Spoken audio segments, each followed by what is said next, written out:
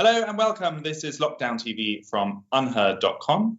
We have taken a bit of a break, but we are back. And there's lots to talk about.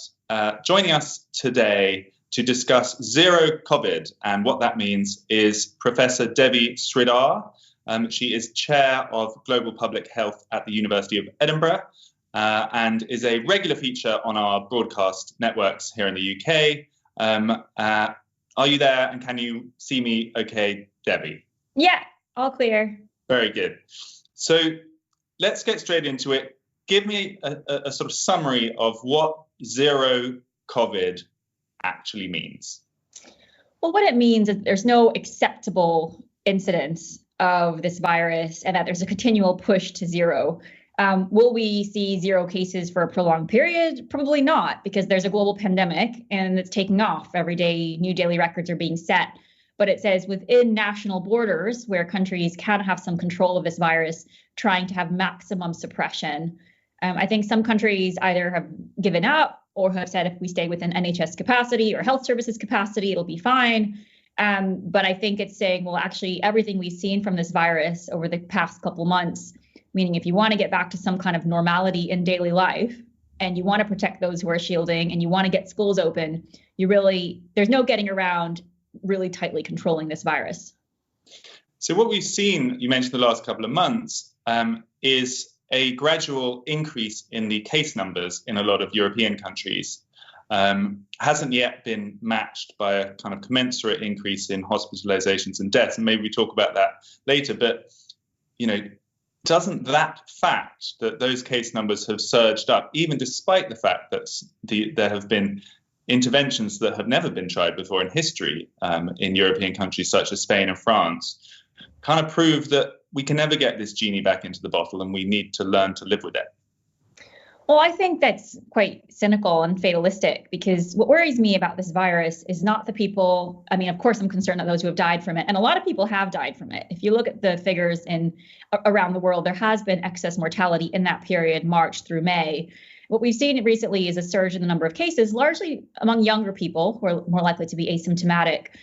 But I do worry about the long-term effects. And this, I think, was something that's changed my mind on this virus as well, that if it was something like flu that you could get and you'd recover from, and you could move on with life, and we immediately saw lasting immunity, and we knew that immunity could last for a longer period, then, of course, your strategy might change. We are seeing more and more people, especially in countries which have had larger exposure. That means the United States, Netherlands, Sweden, Britain, who are these long haulers, so younger people in their 30s and 40s who seem to be quite debilitated by this virus for months. And immunologists think there's some kind of, there's a lot of hypotheses. So one is that it's an autoimmune reaction. So your body keeps reacting to these viral particles in a way that makes you continually sick.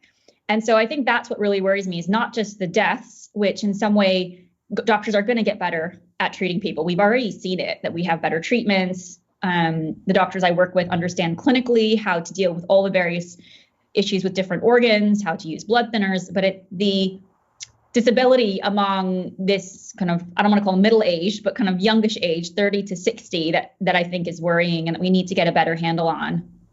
So what would you have liked to see then? Take a country like Spain. Their lockdown was a lot more enforced and a lot stricter than the UK. It lasted a good period of time.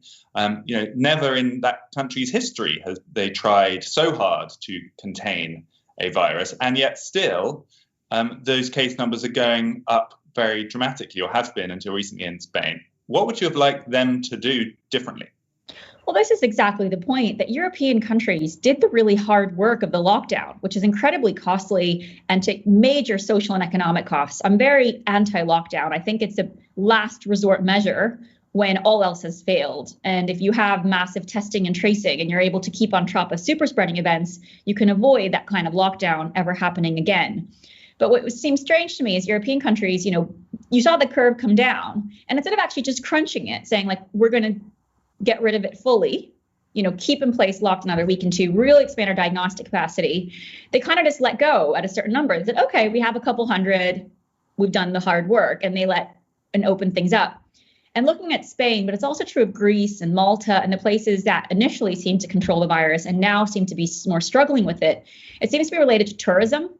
and, importation of cases through a lot of movement over borders, as well as, super spreading locations like clubs, where there was a club in Spain where 91 people got infected in one night. And so I think increasingly, if I looked at Spain, looking at it as an outsider, it would be you need to have better checks at your borders, possibly testing on arrival, testing a few days later, making sure you're catching as many cases as you can. So massive diagnostic capacity, but also being really cautious around the high risk settings, which is the nighttime economy, which is clubs, bars, discos, where many people become infected from one infectious individual. These are indoor places, yeah. So you think, in the example of Spain, they should not have let tourists in, essentially, or they should have been tested and forcibly quarantined more, and they shouldn't have opened bars or restaurants. Should they have basically extended the lockdown, in your view? Should they have kept that going throughout the summer, or? Well, I think there's two different bits of this, right? So there's how do you deal with your community transmission, which is the transmission that's happening? And I think they did get a handle on this, if you see how the numbers came down. And then there's how do you stop sparks being set off through importation of cases? And I think there needed to be more. I mean, what I'm seeing across Europe, and we're seeing this now in Britain, because now Spain has gone on to the quarantine list, is just importation of cases across, right? So Spain crushed the curve, but Britain hadn't at that point. So British tourists went over. Rates where went up, and then all of a sudden Britain implemented a quarantine because the rates there went up. And we're seeing this with Greece and Croatia, and it becoming like it is a whack-a-mole game, right? Because the cases just keep increasing everywhere, and each country is just doing things in a misaligned way. So I guess what I would like to see is a more cohesive strategy across these countries, because right now it just feels like everyone's just trying to get by week to week and month to month, and trying to open up their economy as fast as possible, as widely as possible, while hoping the virus kind of goes away. Right, that this is going to be solved. And I think that's what worries me, that there's not really going into winter. What's going to stop a second national lockdown? Because personally, I would hate to see that. For me, actually, it's about the unemployment. And also, I work a lot on children. Like, child abuse has skyrocketed because kids are being left at home for months with no social care support, or very limited, and not taking up their vulnerable spaces in schools. And so those kids, I just feel horribly for, because they've just been left behind. We'll hopefully talk about schools, but that's why I'm so passionate about getting schools opening as well. I guess the counter argument is that what is the risk of maintaining such draconian interventions for a long period of time? I mean, you mentioned schools. We know there are other public health effects, but there's also just a kind of psychological effect where if you're frightened to go about your daily life, and if you can't see the people you love, and if you're not able to meet new people, there's a kind of shrinking of the whole of society, and eventually it gets very dangerous in itself. I mean, are you not worried that a kind of zero COVID approach, which would continue restrictions for a longer time, might end up producing a greater danger through secondary effects? Well, actually, I don't think zero COVID is about not avoiding a second lockdown. I think people don't fully get it. It's not about like keeping restrictions forever. I mean, you don't want to destroy society chasing that last person who has the virus. It's not about that at all. It's actually saying that we are going to continue to see spikes. When the spikes happen, you have the exact same debates happening as we had in March, which is, what about COVID harm? What about the non-COVID related harm? What about the economic harm, which comes if people are not confident in their economies and are hiding away? And to be fair, on the economic side, every country has taken a hit. I mean, I was looking at different countries in different ways. Maybe Taiwan has escaped it. They seem to be doing okay. But Sweden as well has taken an economic hit because consumption patterns have changed. United States has taken the unemployment hit as well as a COVID hit. So I think the first thing to say is there's no way to get through this crisis, I think, without having any dent to your economy, unless you're like Taiwan. And Taiwan basically eliminated the virus and put in place very strict border checks. And New Zealand attempted that, but now they've had a resurgence. And I think we'll get on top of it. We see the numbers are coming down. Faroe Islands also did this, had many days without community transmission. They had a bump, so they've tested a lot of people. It's actually about mass testing, really good tracing, and getting life back. I mean, the interesting thing is I look at people who are very much, let's say, of a Swedish perspective, that life can go on. And I look at myself and I'm like, we're actually aligned in a lot of things. We're both against lockdown. We both want social life to continue. We both want schools back. We want life back. But we want it done in a safe way that the most vulnerable parts of society can also feel like they're included. And also that, having looked at schools and talked to unions, teachers need to feel safe in a classroom. And the only way to do that is to make sure the risk of COVID is minimal. So your domestic economy can get going. I think if you would say to people in Britain, the virus has been cleared, you would see cinemas full and theaters full and cafes and, London again starting to fill up. The problem now is it's kind of this lurking threat. People don't fully trust what's happening. They're a bit worried about this virus because they were told, in March, it's really scary. So there's kind of really anxious. And we're in this kind of purgatory space, right? Where we can't really reopen fully. But at the same time, we haven't fully dealt with the virus problem. So what are those measures that we're not doing at the moment? I mean, you talk about community testing. We're doing that. Test and trace, we're doing that. What is it that you want to see the UK doing, I suppose England doing in particular, that it's not doing at the moment that you think will help drive cases down to zero COVID? So I think the first one is even committing to that so people understand where this is going. Right now, I think people don't have a sense of actually when is this going to end? What's the conclusion? What are we waiting for? What's the strategy? So I think even kind of saying, the goal is maximum suppression. We don't have to call it zero COVID. It seems to upset people because of the word zero in it. We can call it maximum suppression. You can call it an elimination strategy of just try to get rid of the virus whenever you can. Then I think the second thing is looking at your low incidence areas. So which places already look a lot like zero COVID? Because there are parts of the country that don't have much transmission. How do you protect those? So looking at those low incidence areas. How do you protect those? I think one is having, and again, it comes back to movement of people, restrictions around movement for a certain extent of time.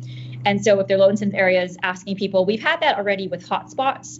So for example, with Aberdeen, they asked people not to travel more than 5 miles out of Aberdeen and also not to travel in because they didn't want that cluster spilling out to the whole country. And then you end up with like a big mess. I think the next thing is then going after your hotspots, which they're doing, but actually instead of just locking people down, doing door-to-door testing and mass testing to actually get a handle on who has it. I think they're trying to bring them down. But the problem I'm seeing now is because they're focusing on the hotspots and not the rest of the country, the hotspots like Leicester's coming down, but Birmingham's going up. And let's say Birmingham comes down, Leicester might go up. Do you see what I mean? So you end up in like this approach where you're always kind of trying to juggle the various different cities and different places. So I think that's another one. I think another one is really local testing and tracing. I think England has struggled with this because so much was outsourced. So if I look at last week's test and trace report, it seems like they're not reaching more than 50 to 60% of contacts.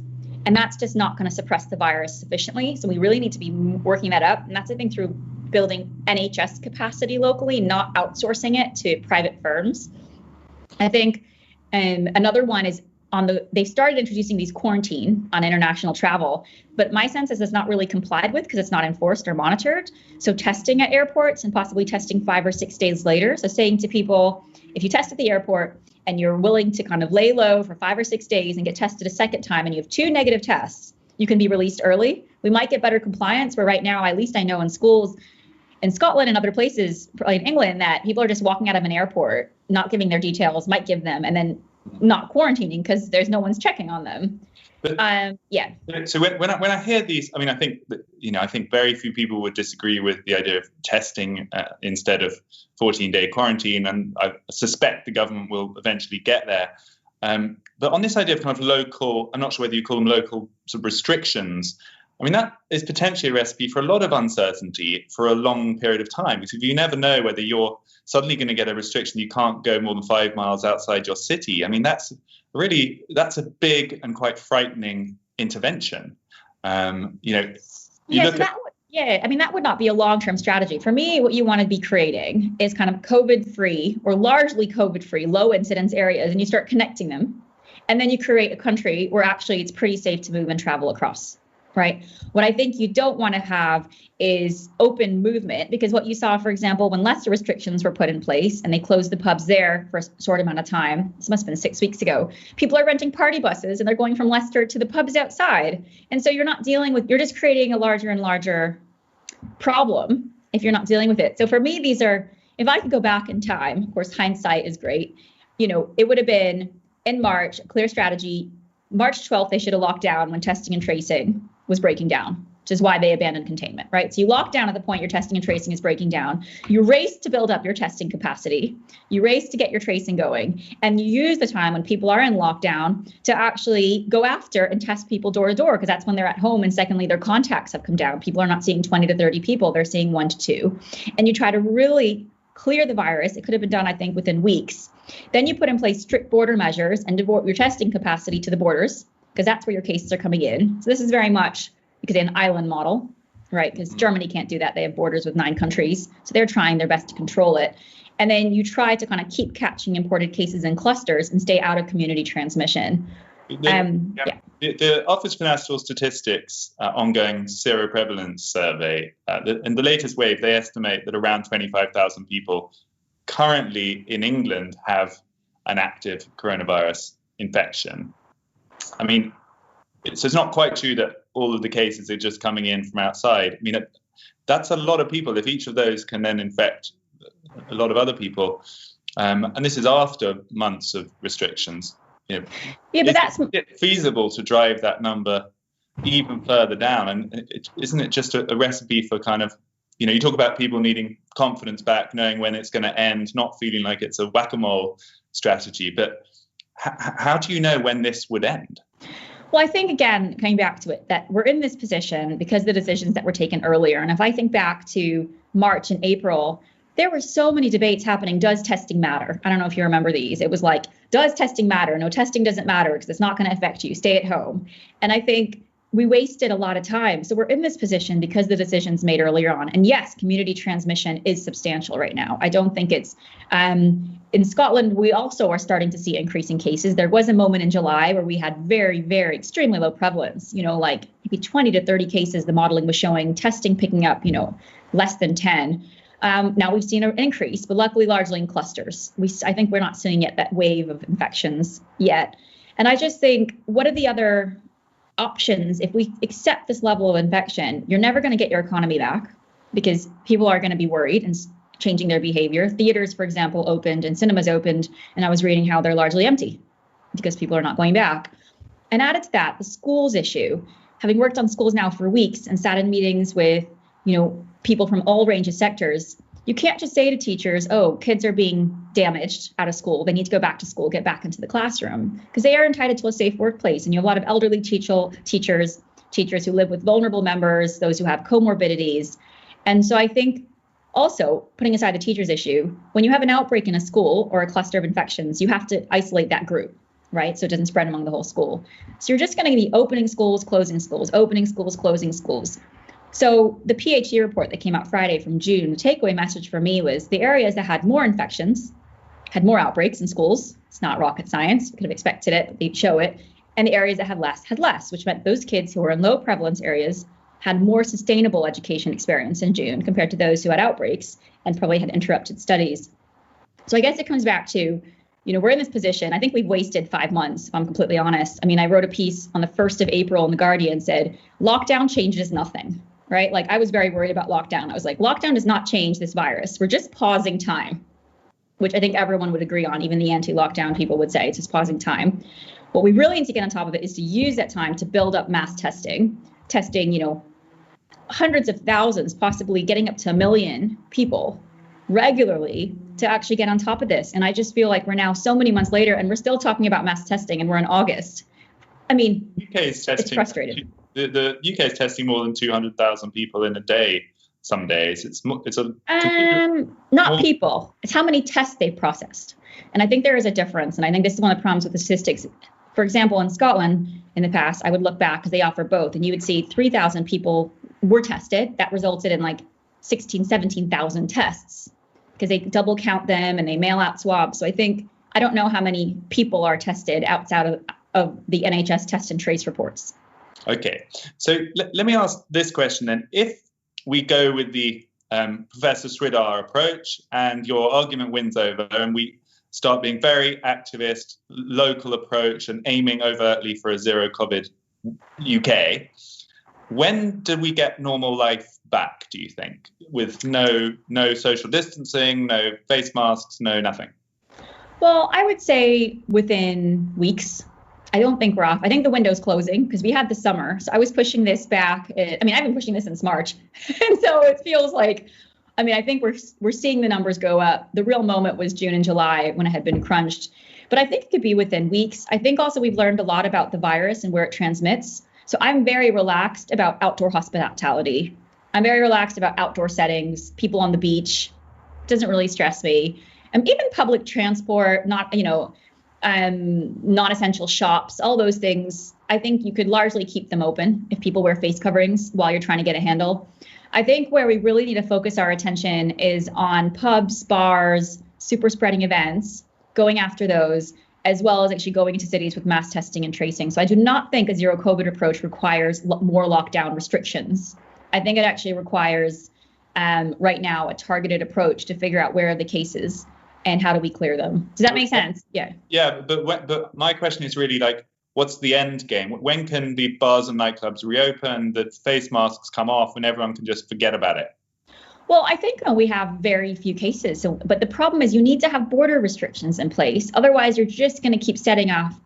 And border restrictions, I don't mean closing off to the world. I mean actually testing at airports and quarantining and monitoring and enforcing quarantine for 4 to 5 days. Because if you get your community transmission down, but every day there's thousands of people coming into the country, and of those a certain percentage have infections. So there's two issues here, right? There's the community transmission and there's the imported. And what we've seen, I was looking at New Zealand, how they were able to, because they have very advanced kind of genetics to understand where people get their infections from. And what they were showing was that at the start, it was all imported, like all countries came in. And then you got community transmission becoming, 60 to 80%, they estimated. And then your importations are minimal. And then as you saw, they got the community transmission under control, you saw importations become 100%. And then when they didn't catch, I think that one, and they're trying to figure out how they got it reintroduced, you saw again the start of importation, and then you saw community transmission taking off. So anytime you don't catch an imported infection, you get community transmission kicking off again, and you go back to square one. I mean, you mentioned New Zealand.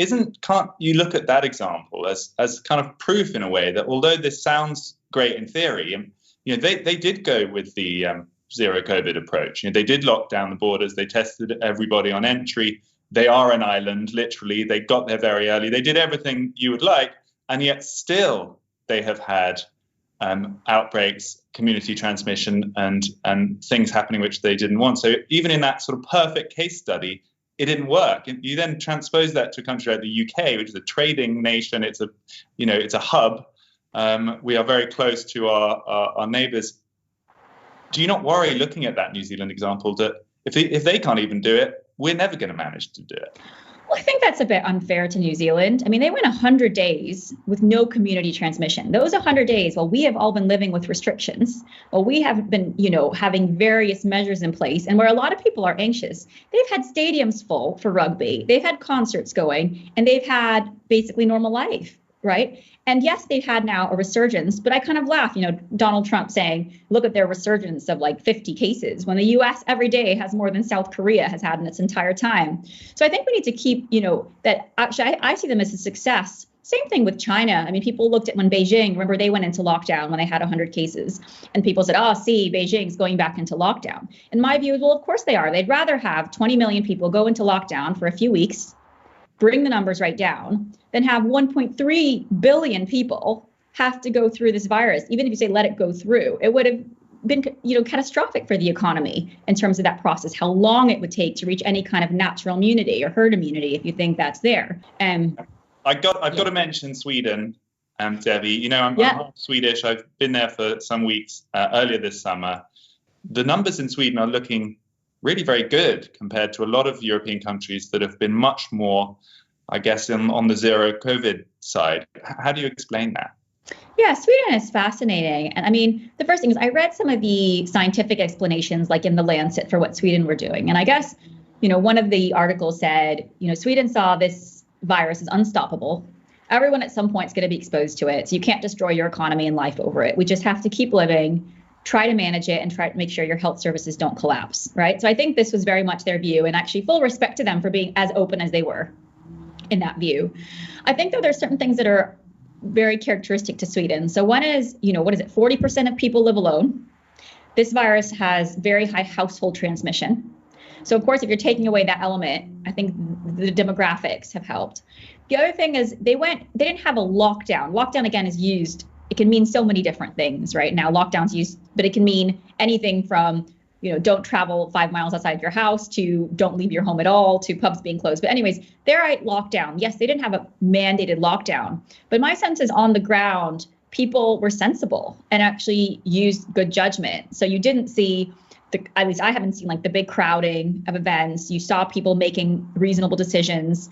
You saw people making choices that on the ground, my sense is Britain and at least Scotland, I haven't been down to England in a long time, and what's happening in Sweden probably are very similar.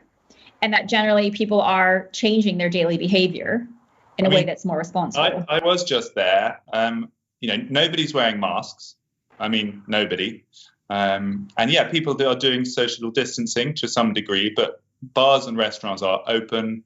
To me, it looked like Stockholm looked like a slightly quieter, but otherwise pretty normal version of what Stockholm normally looks like in the summer. Yeah, but I could say the same thing right now about Scotland. If I pass the pubs and the bars, which are open, I mean, no one's wearing face coverings inside. People are wearing them in shops and public transport. But I think behavior has changed, especially for those who are more vulnerable. So when I was looking at Denmark versus Sweden, they've taken a similar kind of economic hit. And what they were saying, much less bad than the UK, yes, France, Spain. Exactly, which could be about their economies or whatever else. But I was kind of looking in that group. And what they were saying is that in Sweden, that elderly people are being more cautious, so shielding themselves in a way, whereas young people are still circulating. And that in Denmark, what they've seen is the earlier economic hit was taken by everybody because the mandated lockdown. But now they've seen, because there's more confidence, that older populations and elderly are actually participating more in economic life. So I think Sweden's interesting, and it's interesting to watch. But I think if I could say one mistake I think they did make, we can debate it, is they assumed that every country would take the same amount of deaths over the course of this outbreak. And the only difference would be health services capacity, right? So, and I think at some point, UK maybe discussed this as well, which is that, look, in the end, every country, let's just front load our deaths, get them over with, and get on with life, right? In a way, we have to get through this. And I think we've already seen 2 approved treatments. There's a vaccine possibly very soon on the horizon, within 6 months, possibly 8 months. And I don't think they anticipated those, which is a country like New Zealand is holding on. You could say they're holding on. They're waiting for a vaccine. They're waiting for some kind of sustainable way out of their situation. And if a vaccine comes along that's effective, they'll just wait their turn in the queue, right? They'll just be like, okay, when is our turn to get access to that for our populations? And they will not take those deaths that Sweden took. They will not take the disability that Sweden took. I guess we'll see in the fullness of time how that all plays out. But you mentioned the case fatality rate coming down. And this, in a way, comes to the heart of it, which is that across Europe, we're seeing these surges in case numbers, which are not being accompanied by as bad numbers for hospitalizations and deaths. And in fact, the case fatality rate is coming down very low indeed. So is there a point at which the fatality rate becomes so low that you would abandon a zero COVID strategy and say, well, now the disease is getting, either it's mutating or treatments are improving or immunities are bigger than we realize. There's a lot of things that we don't understand.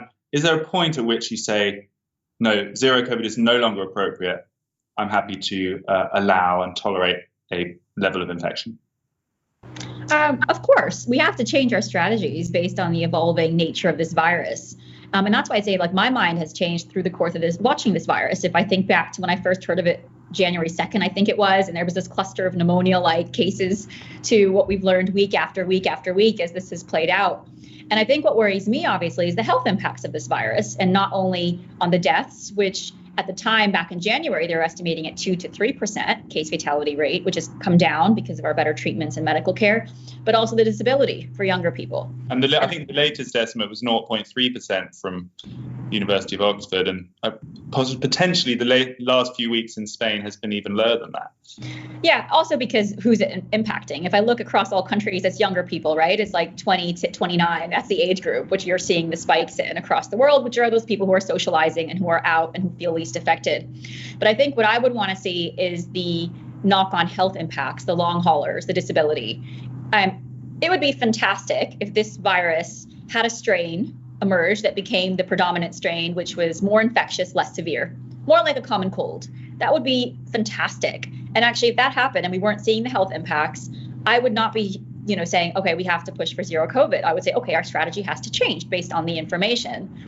But I think from what I've seen so far and what I've learned, I think this virus is still too dangerous just to let go through your population. I mean, even in relation to kids, now people are saying, oh, kids are generally fine. And I'm like, yes, if the prevalence is low, kids are fine. Even if the prevalence is, like it is in England, kids are generally okay. But if you see spikes in your prevalence, like we saw in New York City, you are having hundreds of kids coming into hospital having cardiac arrest. That's really serious. And so then you might say, oh, well, more kids die of flu. There's arguments used. And my argument's like, as a public health practitioner, I'm trying to stop kids dying from flu too. I mean, it's not like we don't want kids dying of anything. So I think that's where I come back to that suppression has to be in place, because in Sweden as well has seen admissions of children with this syndrome, this multi-syndrome inflammatory condition that children get a few weeks after exposure. So I just like, this is a new virus. We don't know enough. Let's tread cautiously, be risk averse, and let's really try to keep the numbers low until we know more. And if a vaccine comes along, even better. That's kind of the approach. Yeah. So what is the key test where I can call you up and say, okay, we're going to get you back on, and we want you to disavow the zero COVID goal because now you're happy that the disease is no longer as dangerous as we once thought it was. What's the key kind of number for you that would make you change your mind? So I think, well, there's three factors. There are three unknowns right now that I'm kind of waiting on, right, to form, I think, and I don't think anyone has this information yet. The first is, do we find a really good treatment? So if we find a really good treatment that right now the treatments we have will save people from dying, that's dexamethasone. We have one, remdesivir, that people think will, make your recovery faster. But the problem is it doesn't solve your health services crunch and the NHS becoming the COVID health service again, which should never happen again.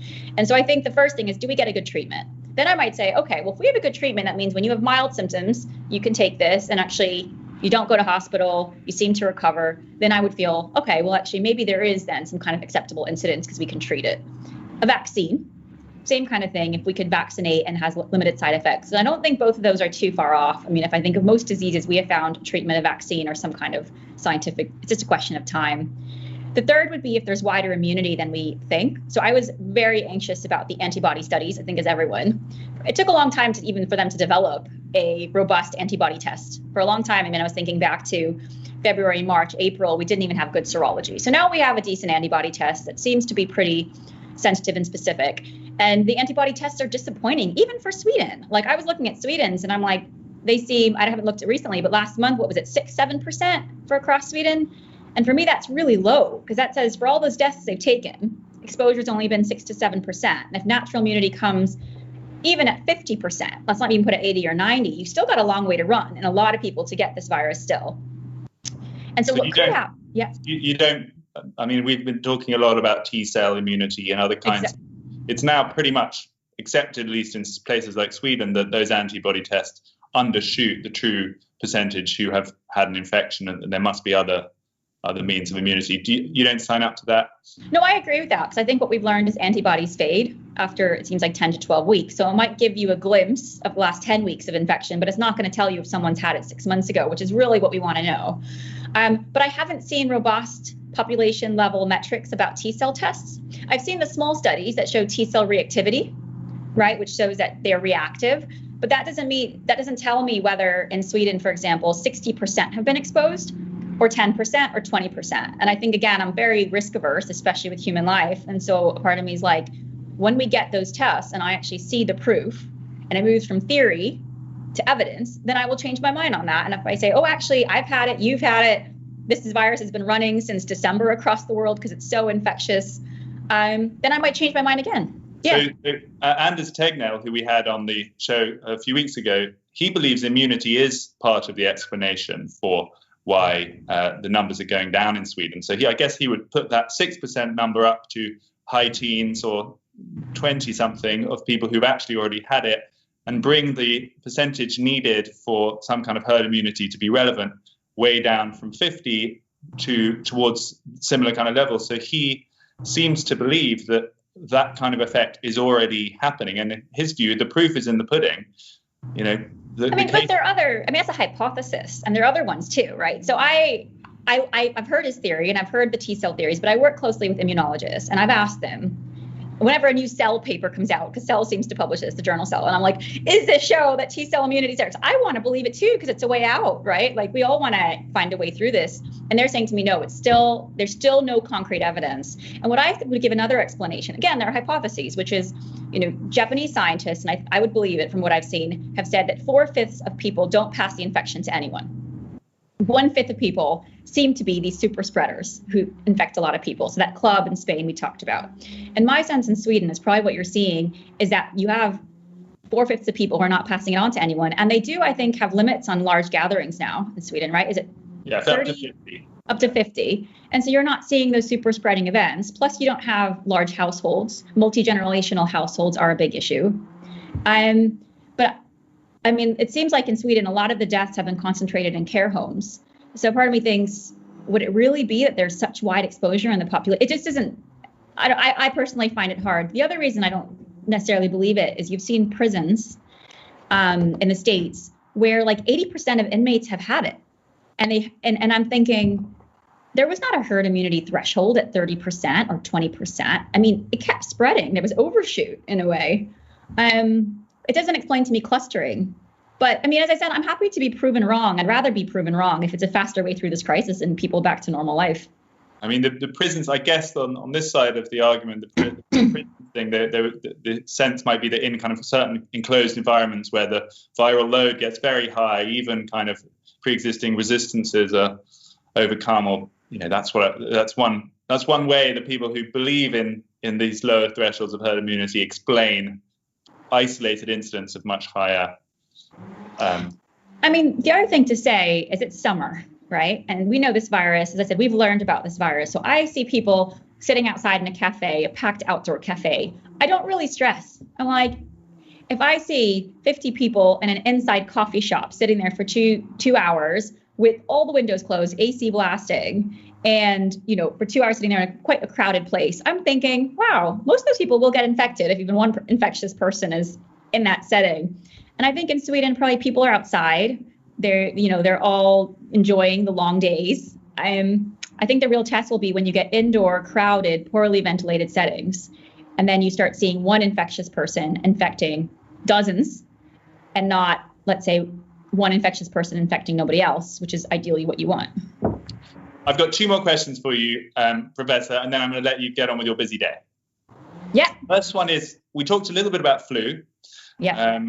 And according to the statistics in England, at least, somewhere between 5 and 6 times as many people are dying each week at this stage of the summer from pneumonia connected to influenza than COVID-19.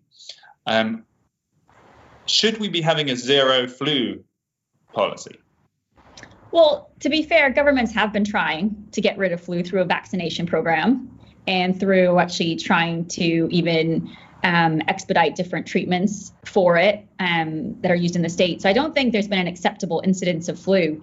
I think the ZeroCovid thing is being misunderstood. It doesn't mean you shut down everything till you have no cases. It means you have a strategy to reduce the number of infections you have to this.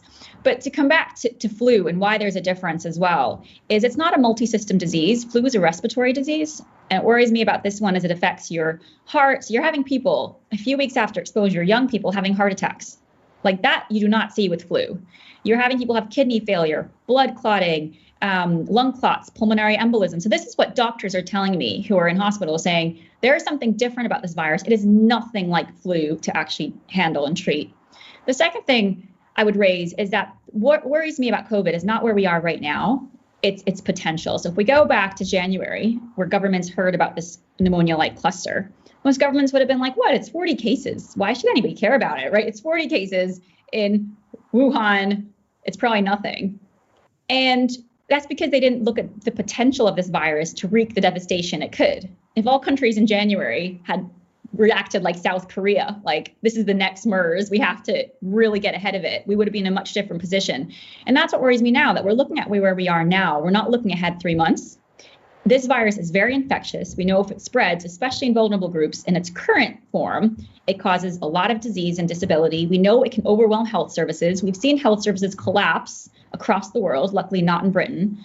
And so why again wait and play that waiting game of, oh, it's not so bad, will react when it gets bad rather than being ahead of it. Like, we made those mistakes in February and March. So I think that's my issue with when people compare it to flu, because it's not about where we are today. It's about where this virus could go in the future. And with flu, we have a better handle on it. We have a vaccine for flu. Well, we have a vaccine and still people get it a lot. So just to be clear, then, even though flu is killing more people at the moment, you wouldn't be in favor of mass testing for flu or any of those kind of same policies to try and limit coronavirus. I mean, we could have, we could be testing 1 million people a day for flu. We could have local lockdowns. We could, we could treat flu in the same way and drive that to zero. You wouldn't be in favor of that. So COVID is nothing like flu, just like COVID is nothing like Ebola or MERS or SARS. I think what's deceptive about COVID, and this is why I think so imagine that when SARS-CoV-2 had emerged, it was like MERS, in that it killed a third of people. Then all countries would have thrown the hammer at it, right? They would have been like, no way can a third of people die, right? So you would have had a strong response. And I think because of the low fatality rate, as we talked about, coming down, I think over time we will see it come down. But then the complication of this lasting disability and multi-organ nature, countries are a bit confused, right? Because they're like, well, it's not as dangerous as SARS and MERS, so we could let it go through. At the flip side, they're like, uh-oh, if we do that, well, our health services will struggle. And we shouldn't forget what the NHS was like. I mean, the only reason it coped was because the NHS became the COVID health service. And so I think that is quite false to say, I mean, this is the mistake the United States made early on and even here to treat this like pandemic flu or any kind of normal flu. It is a completely different kind of virus. Again, if it mutates and we have a new strain and we see differing health impacts, it would be different. But I don't think we should repeat the mistakes that other countries have made with this, and we've made ourselves in Britain with underestimating this virus. I'd rather overreact in a way. Doesn't mean more lockdown. So final thought is a bit more of a kind of philosophical one, I guess, which is that how does politics interplay with public health on times like this? I mean, what we've seen emerge are groups of kind of scientists who are also semi-political in that they are closely aligned with, I don't think you'd mind me saying that you're a progressive and, you're overtly supporting the Democrats, for example, on Twitter. You're close to Nicola Sturgeon in Scotland. In a way, public health is politics because it's a question of how we as a society should deal with threats and which groups should take precedence over which groups. And, do you feel that during these past months you have sort of entered politics in a way that has surprised you? Definitely, in the sense that I think the biggest factor and what will happen with the future U.S. COVID response has to do with the next election. And I think many people would agree with that, and many scientists in the states that I work with would agree with, right? Because we have seen the sidelining of the CDC. We've seen now some pressure put on the FDA. So science is occurring within a political atmosphere, which permits certain things and not others. And politics is also about prioritization. What do you prioritize? And that comes back to COVID. They're trade-offs, right? They're trade-offs. So what you decide to trade off and what you prioritize are, in the end, value judgments, ethical judgments, and priority setting, which are about politics and leadership.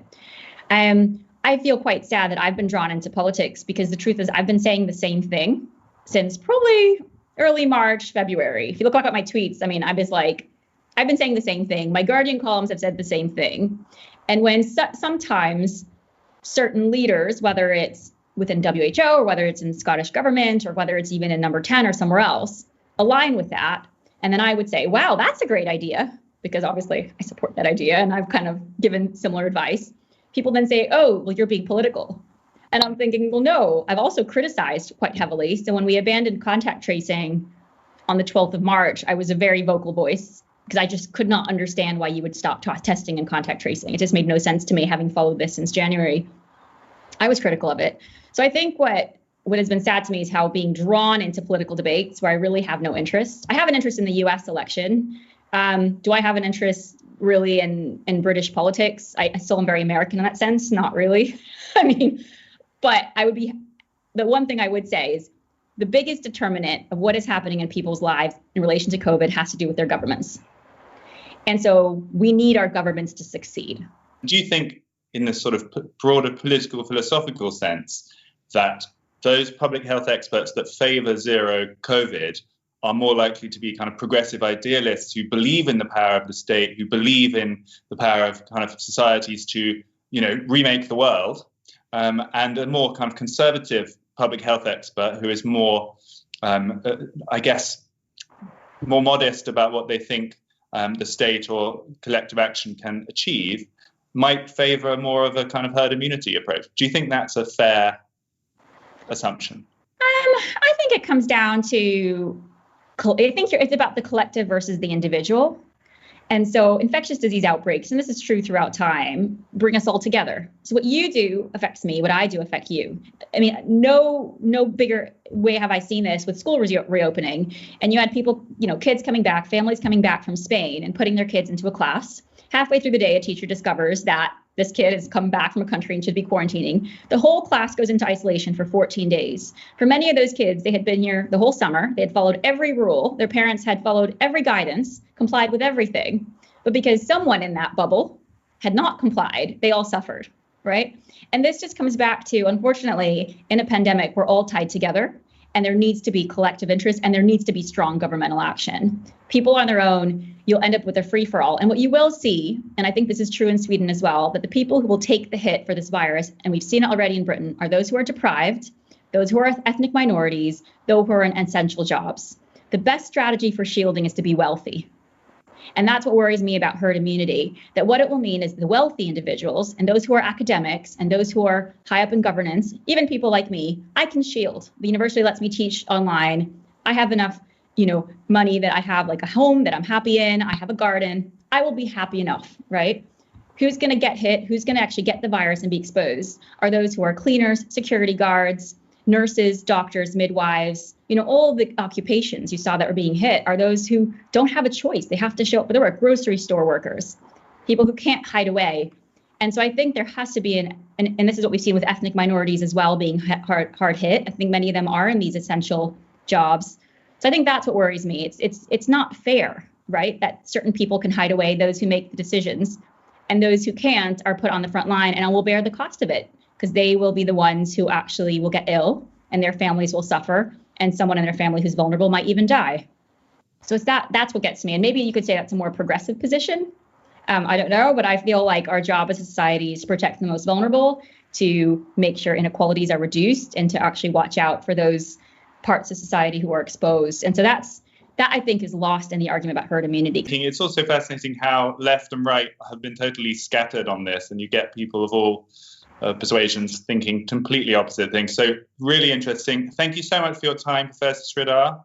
Perfect. Okay, talk to you later. Bye. That was Professor Devi Sridhar of the University of Edinburgh, letting us know what she means when she talks about zero COVID as a strategy. Whether we think that will work, we don't know, but we will certainly be back in touch with her to see how it all plays out in the coming months. Thanks for joining.